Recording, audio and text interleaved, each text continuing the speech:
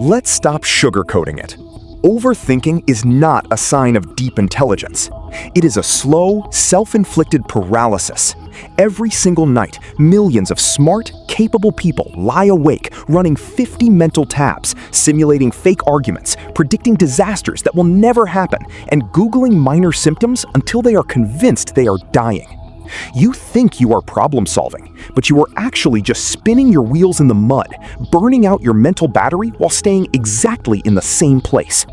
This isn't a modern smartphone issue. It is a fundamental glitch in human psychology. Today, we are going to look at two brutal historical lessons, one from a legendary humorist in 1889 and one from the world's greatest escape artist, to show you exactly how your mind creates a prison and the aggressive, non-negotiable remedy to unlock it. Story number 1. The Information Sickness. In 1889, British author Jerome K. wrote a text called The Malady of Overthinking. The narrator walks into a library to research a simple case of hay fever. He pulls down a massive medical encyclopedia, but instead of reading his page, his brain gets greedy. He starts reading about typhoid, then cholera, then yellow fever. Because he lacks professional training but has an overactive mind, his brain begins to bend reality.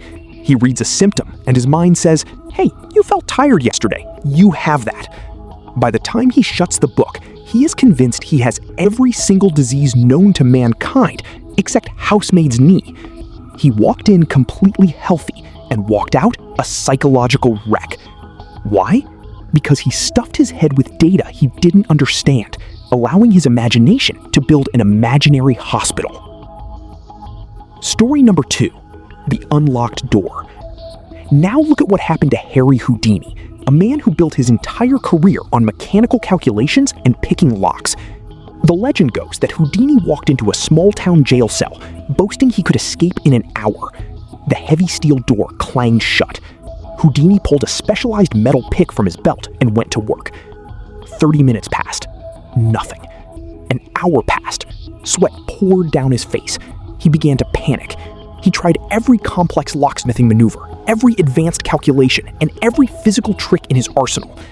For 2 agonizing hours, his brilliant mind overanalyzed the mechanism, trying to pick a lock that was defeating him. Exhausted, defeated, and on the verge of a breakdown, Houdini collapsed. He fell heavily against the door, and the door simply swung open. It had never been locked. The only place the lock existed was inside Houdini's overthinking mind. Because he assumed a massive problem existed, his brain completely refused to check the simplest reality. Let's deconstruct exactly what is happening here so you can explain it to anyone. Your mind is an evolutionary survival machine. It wants to protect you. That is the pro. You are detail-oriented, analytical, and highly observant. But when you don't give that machine a specific physical task, it turns inward and begins to eat itself. That is the con. That is the malady. Analysis paralysis. You spend so much time calculating the perfect move that you never make a move at all. Reality distortion. Just like Jerome's narrator convinced himself his heart stopped beating, or Houdini convinced himself a door was locked, overthinking physically alters how you see facts. You misinterpret a text message, a boss's look, or a minor setback and build an entire catastrophe around it.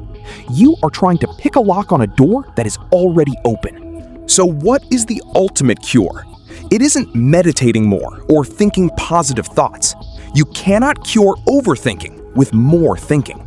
The cure is aggressive simplicity. In Jerome's story, the narrator goes to a doctor friend who understands the psychological sickness. The doctor writes a literal prescription that saved his life, and it perfectly aligns with modern neuroscience. He didn't prescribe pills, he prescribed action. Move the body to clear the brain.